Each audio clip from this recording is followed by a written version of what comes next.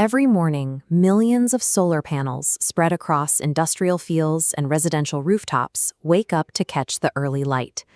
We see this infrastructure everywhere, yet the mechanics of how these silent panes of glass harvest energy to power heavy civilization remains largely mysterious to the public.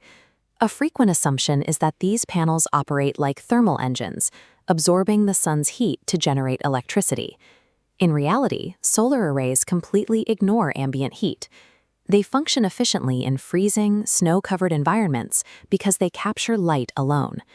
Because they harvest photons rather than heat, these arrays function as subatomic light harvesting systems. To see how that energy is collected, we have to scale all the way down from a massive field of glass to the surface texture of a single rooftop panel. The panel is built by linking together smaller, identical units called solar cells, which are primarily manufactured from silicon. This diagram shows the atomic structure of that silicon. When daylight hits the cell, discrete packets of light, known as photons, make direct contact with the grid. These photons slam into the silicon atoms, transferring their raw energy directly into the solid material. That infusion of energy knocks electrons loose from their resting state, leaving them free-floating within the material.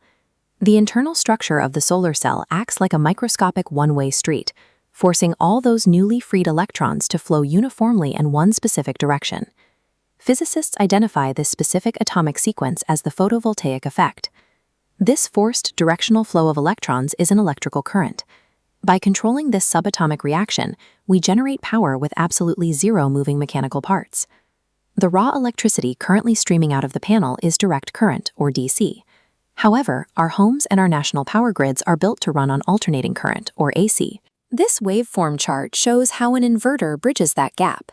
It takes the flat stream of DC electricity and forces it into an oscillating wave of AC power that household appliances can consume. With the conversion solved, the output is dictated by the environment. Dense cloud cover acts as a physical barrier, blocking a large volume of photons from reaching the silicon. Still, a direct beam of sunlight is not required to keep the system running. As long as there is ambient daylight, enough photons penetrate the clouds to trigger the photovoltaic effect. The limit to this generation arrives when the sun goes down, as zero incoming sunlight results in zero raw energy production. Maintaining power through the night requires integrating battery storage, which stockpiles the excess electricity generated during peak afternoon hours. A functioning solar installation relies on these three distinct stages. First is generation, then comes conversion, and finally storage, working as a single interdependent loop. The foundation for that system was proven decades ago. In 1954, researchers successfully developed the first practical silicon solar cell. Engineers quickly began testing ways to mechanically integrate these early prototype panels into mid-century infrastructure. But the testing ground for solar efficiency was not on Earth. It was in the vacuum of space. Without access to traditional fuel reserves, early orbital satellites were forced to rely entirely on the constant stream of solar photons to function. That legacy of orbital power generation continues on a massive scale today, sustaining modern spacecraft and space stations. The same engineering required to survive the radiation and temperature swings of outer space provides the resilience needed for a 25-year service life on a residential rooftop. Down at the consumer level, that reliability translates directly into lower utility bills and lower maintenance requirements compared to traditional generators. On a broader scale, it provides a clean, pollution-free power source that bypasses the need for traditional, invasive resource extraction.